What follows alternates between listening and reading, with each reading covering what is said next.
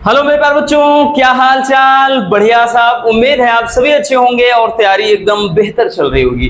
प्यारे बच्चों, आज के इस वीडियो में हम केमिस्ट्री के 5 चैप्टर के मोस्ट इंपोर्टेंट टॉपिक को निपटाने वाले हैं। आज हम एकदम बेसिक से समझेंगे इस चैप्टर के कुछ महत्वपूर्ण परिभाषाओं को, लाइक दैट, जैसे कि भाई द्विक लवण क्या होता है, फिर उपसह संयोजन यौगिक क्या होता है, और उपसह संयोजन यौगिक से संबंधित बहुत सारी परिभाषाएं जो आपके पूरे चैप्टर में घूमते रहते हैं। जैसे लिगेंड क्या है, केंद्रीय धातु परमाणु या फिर केंद्रीय धातु आयन क्या है, उपसह संयोजन संख्या क्या है, क्योंकि पूरा चैप्टर ही है उपसह संयोजन यौगिक। अगर यही आप नहीं समझेंगे तो ये चैप्टर आप कितना भी भाई सर पटक लो, हाथ पांव मार लो, नहीं समझ में आएगा। तो आज की ये वीडियो आपके लिए रामबाण है, एकदम बेसिक लेवल से, यूं कह लें जीरो लेवल से समझेंगे। चलिए देख लेते हैं भैया कि सबसे पहले जान लेते हैं ये जो आपका चैप्टर 5 है केमिस्ट्री का, इसमें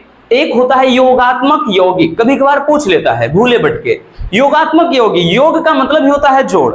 तो ऐसे यौगिक जिसमें 2 या 2 से अधिक सरल यौगिक मिल जाए तो योगात्मक यौगिक बन जाता है। अब योगात्मक यौगिक के ही ये 2 प्रकार हैं, कौन, एक द्विक लवण और दूसरा उपसह संयोजन यौगिक। ठीक है, तो उसको संकुल यौगिक भी पूछा जाता है, बहुत ज्यादा पूछा जाता है, ध्यान देना। तो सबसे पहले समझ लेते हैं द्विक लवण। नाम में ही रखा है बच्चों द्विक लवण, यानी इसमें 2 या 2 से अधिक साल्ट होते हैं, जनरली 2 साल्ट होते हैं। ठीक, तो इसे नाम रखा गया है द्विक लवण।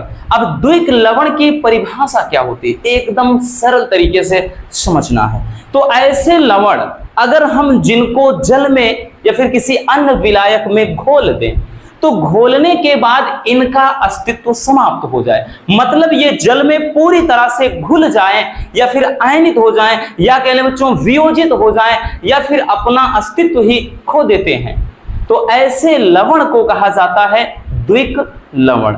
ठीक है, समझ में आ गया भाई क्या हमने बताया कि लिखेंगे भैया कि ऐसे यौगिक जिनको जल में घुलने पर पूरी तरह से आयनित हो जाएं या फिर वियोजित हो जाते हैं। ठीक है, तथा अपनी पहचान को खो देते हैं। पहचान खोने का मतलब वो पूरी तरह से उनके आयन जल में घुल जाएंगे, ठीक, एकदम से मिक्स हो जाएगा।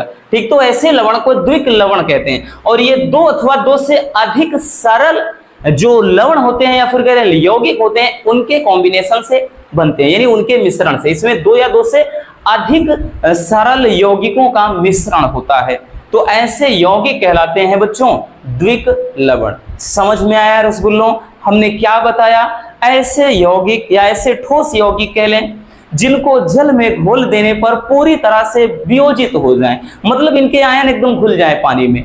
ठीक है, तथा क्या करते हैं भैया, अपनी पहचान को खो देते हैं, तो ऐसे लवण कहलाते हैं द्विक लवण। लाइक दैट, जैसे फिटकरी हो गया भाई। अगर हम बात करें बच्चों जो फिटकरी होता है, ठीक, फिटकरी की बात करें तो फिटकरी का फार्मूला क्या होता है भाई, तो होता है K2SO4, फिर उसके बाद Al2SO4 का होल थ्राइस इंटू 24H2O। तो ये चीज होता है भाई फिटकरी का फार्मूला। अगर आप इसमें गौर से देखिए भैया तो एक साल्ट है K2SO4 और दूसरा वाला साल्ट है Al2SO4, ठीक, का होल थ्राइस, और साथ में 24 अणु जल के हैं। तो मतलब ये क्या हो जाता है भाई, अगर हम देखें तो इसमें 2 सिंपल साल्ट है, यानी 2 सरल यौगिक हैं, ये सरल लवण मिल करके एक यौगिक बना देते हैं, तब उसको कहा जाता है द्विक लवण। तो जैसे फिटकरी, इसमें K2SO4 है, Al2SO4, तो भाई 2 सिंपल लवण क्या है, ठीक है, या सिंपल कंपाउंड कह लें मिक्स है, तो ये फार्मूला हो जाता है। ठीक, अब उसके बाद जैसे एक और देख लेते हैं भाई, जैसे फिटकरी हो गया, दूसरा मोहर लवण। ठीक, क्या बोलते हैं उसको, मोर लवण कहीं कहीं लिखा होता है, या फिर कह लें मोहर लवण, मोर लवण या फिर मोहर लवण। ठीक है, तो भाई इसका फार्मूला होता है FeSO4, FeSO4, साथ में NH4 का होल ट्वाइस और SO4 इंटू 6H2O, 6 अणु जल के होते हैं। मतलब इसमें फेरस सल्फेट और अमोनियम सल्फेट, इसमें 2 साल्ट, एक साल्ट ये हो जाएगा, एक ये, दोनों मिक्स होकर के तब एक द्विक लवण बना रहे हैं। ठीक है, तो ये हो जाता है भैया आपका क्या चीज, द्विक लवण। सिंपल सी बात है, रटना नहीं है। ठीक है ना। चलिए अब आगे हम देखते हैं बच्चों, इसको स्क्रीनशॉट कर लेना भाई। अब नेक्स्ट है कि उपसार संयोजन यौगिक क्या भाई, जो चैप्टर का नाम है उपसार संयोजक यौगिक कह लें या उपसार संयोजन यौगिक कह लें, हमारा चैप्टर ही यही है। ठीक, इसलिए इसको अच्छे से समझना है कि उपसार संयोजन यौगिक क्या है। अभी जो कुछ भी बताया द्विक लवण के अंतर्गत उसी का सेम अपोजिट, मतलब ऐसे लवण, ये कह लें ऐसे यौगिक जिनको जल में घोलने पर ये आयनित नहीं होते हैं, अर्थात वियोजित नहीं होते हैं, यानी आयनों में नहीं टूटते हैं, तथा ये अपना अस्तित्व बनाए रखते हैं, यानी अपने अस्तित्व को नहीं खोते हैं, तो ऐसे यौगिक को कहा जाता है बच्चों उपसह संयोजन यौगिक। परिभाषा समझ में आया भैया। लिखेंगे कि ऐसे यौगिक जिनको जल में घोले या फिर किसी अन्य विलायक में घोलते हैं तो ये घोलने पर आयनित या फिर कह लें वियोजित नहीं होते हैं। ठीक, तथा ये अपने अस्तित्व को बनाए रखते हैं, ऐसे यौगिक को कहा जाता है उपसह संयोजन यौगिक। ठीक, और इसकी जो संरचना होती है भाई वो जटिल होती है। ठीक है, तो यहां पर हम लिख देंगे कि इसकी संरचना जटिल होती है, इसीलिए भाई ये वियोजित नहीं होते हैं। ठीक है ना, यही कारण है वियोजित नहीं होते, इसकी संरचना जटिल होती है। ठीक, लाइक दैट कोई भी आप लिखोगे, जैसे यहां पे लिख दे रहे हैं एक CO, ठीक, NH3 ऐसे आपका कुछ भी हो जाता है Cl। तो इस तरह से ये क्या है, तो उपसह संयोजन यौगिक है, इनकी संरचना अत्यंत जटिल होती है। कोई भी एग्जांपल आप लिखना चाहेंगे भाई इस तरह से लिख सकते हैं। ठीक, जैसे यहां पे हमने लिख दिया कोई भी चीज, आपका हो जाएगा जैसे K2 हो गया, ठीक, और यहाँ पे Fe हो गया, तो यहाँ पे H2O हो गया, तो इस तरह से। ठीक, तो इनकी संरचना क्या होती है, अत्यंत जटिल होती है। तो ये क्या कहलाते हैं, उपसह संयोजन यौगिक कहलाते हैं। ठीक, उसी का अपोजिट है, इसमें कुछ नया नहीं है। अब जो हमको सबसे ज्यादा समझना है इस चैप्टर में वो क्या है, इसको पहले स्क्रीनशॉट कर लीजिए। वो समझना है कि भाई उपसह संयोजन यौगिक से संबंधित कुछ प्रमुख परिभाषाएं इस चैप्टर में सबसे ज्यादा जरूरी यही है, क्योंकि बच्चों हर साल पेपर में पूछता है भैया कि केंद्रीय धातु आयन किसे कहते हैं। उपसह संयोजन संख्या भाई 23 में देख लो, 5 सेट में, आपके 5 सेट में पूछा गया था, है ना, ये 4 है 5, ठीक है, 5 सेट में पूछा गया था। और लिगेंड क्या है तो हर साल पूछता है। ठीक है, तो इसलिए कह रहे हैं ये जो टॉपिक है उपसह संयोजन यौगिक से संबंधित परिभाषाएं बहुत ही इंपॉर्टेंट है। ठीक, तो भाई सबसे पहली परिभाषा उपसह संयोजन यौगिक से संबंधित, यानी जो आपने अभी देखा इसमें भाई इसको क्या कहा जाता है, इसको क्या कहते हैं, इसको क्या कहते हैं, ये क्या होता है, सब चीज समझना है भैया। इसीलिए कह रहे हैं सबसे पहला है केंद्रीय धातु परमाणु किसे कहा जाता है। ठीक, केंद्रीय धातु परमाणु या केंद्रीय धातु आयन कह लें, किसे कहते हैं, परिभाषा पहले समझिए फिर हम समझाते हैं फिगर के माध्यम से। तो जिस धातु परमाणु से लिगेंड बंधे रहते हैं या जुड़े रहते हैं उसे केंद्रीय धातु परमाणु या केंद्रीय धातु आयन कहा जाता है। मतलब देखिए एक ही एग्जांपल के थ्रू हम सब में समझाएंगे। जैसे एक एग्जांपल हम लिख लेते हैं भैया K3FeCN यानी साइनाइड और यहां पे 6। तो हमने एक एग्जांपल ले लिया। अगर हम बात करें तो बच्चों इस वाले में ये जो होता है आपका, इसी को कहा जाता है केंद्रीय धातु परमाणु। केंद्रीय धातु परमाणु या फिर आयन के रूप में रहेगा। जैसे इस समय ये धन आयन है, इस पे यानी प्लस होगा, ये पूरा का पूरा माइनस होता है। ठीक, अगर ये वाला माइनस है तो ये पूरा का पूरा प्लस होगा। तो इतना चीज याद रखना। ठीक है, तो ये हो जाएगा भाई केंद्रीय धातु परमाणु। समझ में आया इसमें? तो केंद्रीय धातु परमाणु ये कोष्ठक वाला ही कहलाता है लिगेंड। इसकी भी परिभाषा आगे सीखेंगे।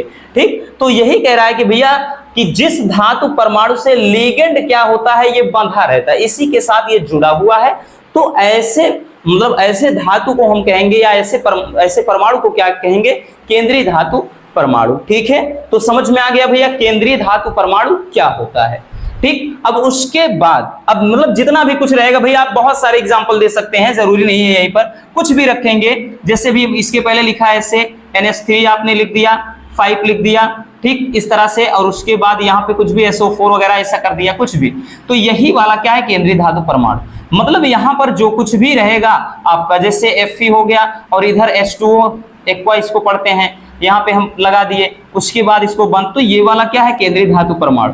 तो केंद्रीय धातु परमाणु यही रहे, यानी ये जो कोष्टक के जस्ट बाद रहेगा ये केंद्रीय धातु परमाणु या केंद्रीय धातु आयन कहलाता है। क्लियर। अब है भैया लिगेंड किसे कहते हैं, ये सबसे ज्यादा इंपॉर्टेंट है बच्चों इस चैप्टर में, यही मोस्ट इंपॉर्टेंट है। हालांकि इसके लिगेंड क्या है, लिगेंड के प्रकार पूछता है, बट अभी केवल हम परिभाषा समझ रहे हैं। इसके भाई नेक्स्ट पार्ट में हम इसके प्रकार को समझेंगे कि लिगेंड कितने प्रकार का होता है। ठीक है, तो अभी जान लेते हैं कि लिगेंड कहते किसके हैं। ठीक, तो कोई भी परमाणु या फिर आयन जिसमें केंद्रीय धातु परमाणु को इलेक्ट्रॉन युग्म देने की क्षमता हो, ठीक, यानी वह धातु कह लें, धातु परमाणु, ठीक, या फिर हम कह लें आयन, जो अभी क्या बताया इसके पहले, केंद्रीय धातु परमाणु को इलेक्ट्रॉन युग्म देने की क्षमता रखता है, ऐसे, ठीक, ऐसे परमाणु या फिर आयन को लिगेंड कहा जाता है। हमने बताया ना, हम सेम एग्जांपल के माध्यम से समझेंगे। K3 फिर FeCN6 था, ठीक, तो जैसे इसमें बना लिया भैया। अब इसमें अगर पूछा जाए तो ये कोष्टक के अंदर वाला ही क्या है, लिगेंड है। ठीक, अब लिगेंड में इसको भाई, लिगेंड में केंद्रीय धातु परमाणु यानी इसको इलेक्ट्रॉन युग्म देने की इसके अंदर क्षमता होती है। ठीक, यानी ये जो लिगेंड होता है केंद्रीय धातु परमाणु या केंद्रीय धातु आयन को इलेक्ट्रॉन युग्म प्रदान करने की प्रवृत्ति रखता है। तो ऐसे परमाणु या फिर ऐसे आयन को ही कहा जाता है लिगेंड। ठीक, तो ऐसे परमाणु या फिर आयन जिसमें केंद्रीय धातु परमाणु को इलेक्ट्रॉन युग्म प्रदान करने की क्षमता हो भैया, वो क्या कहलाता है, लिगेंड कहलाता है। ठीक, अब यहाँ पे आगे कल समझेंगे कि एक दंतुर लिगेंड क्या है, द्विदंतुर लिगेंड क्या है।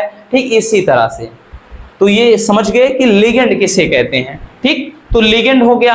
अब उसके बाद आगे समझेंगे कि ये जो नंबर्स होता है इसको क्या कहा जाता है भाई। ठीक, उपसहसंयोजन संख्या। अब उपसहसंयोजन संख्या किसे कहते हैं, परिभाषा देखिएगा कि धातु परमाणु या धातु आयन, मतलब कौन सा, केंद्रीय धातु परमाणु या केंद्रीय धातु आयन, ठीक, से जुड़े हुए दाता परमाणुओं की संख्या को कहा जाता है बच्चों उपसहसंयोजन संख्या। मतलब समझते हैं भैया, जैसे एग्जाम्पल आपका है, अब समझिए, अब इसमें ये जो नंबर्स है इसी को कहते हैं उपसहसंयोजन संख्या। उपसहसंयोजन संख्या। अगर हम बात करें, परिभाषा को समझिएगा क्या बोल रहा है कि ये जो केंद्रीय धातु परमाणु है या केंद्रीय धातु आयन है भैया, इससे ये जो लिगेंड जितने बंध हो, ऐसे भी कह सकते हैं कि केंद्रीय धातु परमाणु से लिगेंड जितने बंध से जुड़ा होता है उसे क्या कहते हैं, मतलब उपसहसंयोजन संख्या कहते हैं। सिंपल सी बात है रसगुल्लों, क्या बताया कि केंद्रीय धातु परमाणु या केंद्रीय धातु आयन लिगेंड से जितने बंध से जुड़ा हो उसको क्या कहते हैं, तो वे उसको कहा जाता है, क्या बोलते हैं भैया, तो उसको कहते हैं उपसहसंयोजन संख्या। तो यही तो बोला है जो केंद्रीय धातु आयन है, ठीक, केंद्रीय धातु परमाणु से जुड़े हुए दाता परमाणुओं की, क्योंकि इसमें दाता परमाणु कितने 6 हैं, तो दाता परमाणुओं की जो संख्या है नंबर से, उसी को कहा जाएगा बच्चों उपसहसंयोजन संख्या। अब ये क्या होता है K3, तो भाई इसको बोला जाता है आयन। अब ये जैसे K है तो भाई पोटेशियम पे धन आयन होता है, तो धन आयन। जैसे इस तरह से कोई लिखा है कि मान लेते हैं कि इसमें इधर ना हो, इधर ऐसे लिखा हो, CO लिख दिया जाए, और यहां पर हमने बता दिया कुछ भी लिख दे आपका, जैसे H2O लिख दिया। अब उसके बाद यहां पर कोष्टक बंद करने के बाद यहां पर SO4 लिख दिया। तो अब हमको पता है कि SO4 पे माइनस होता है, तो अब ये वाला पूरा प्लस बन जाएगा। बट इसमें ये वाला प्लस है तो पूरा ये वाला माइनस, यानी प्लस माइनस का कॉम्बिनेशन होता है। तो ये क्या होता है भैया, इसको आयन बोला जाता है, इतना याद रखिएगा। ठीक, अब इसको हम संपूर्ण तरीके से समझ लेते हैं कि क्या कुछ है भाई, पूरा ध्यान से समझिएगा भैया।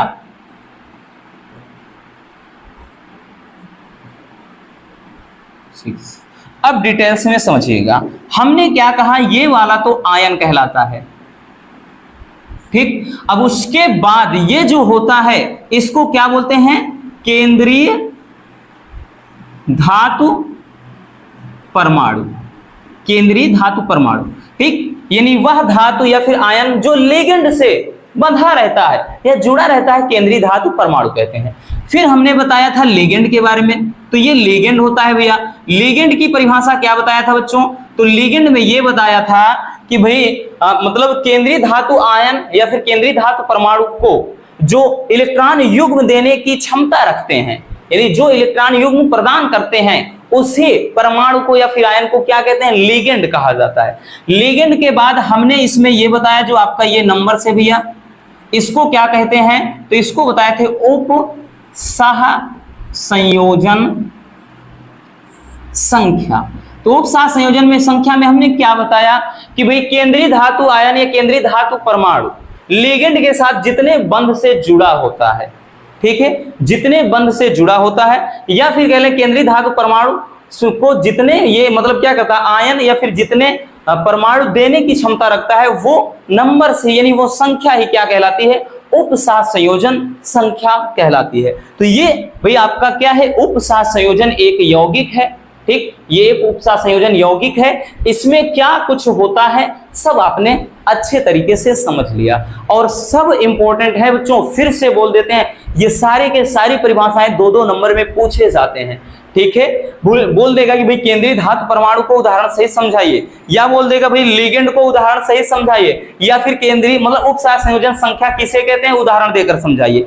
तो सब क्या करना, आपको परिभाषा ही अच्छे तरीके से लिखना है। ठीक, तो ये एकदम हो जाता है बेसिक। ठीक, बाकी के बच्चों अब हम नेक्स्ट में समझेंगे इसके पूरे डिटेल्स में कि लिगेंड के प्रकार क्या होते हैं, ठीक, इसकी स्ट्रक्चर कैसे बनती है, इसमें वार्नर सिद्धांत है, उप सह संयोजन सिद्धांत है, मतलब बहुत सारे।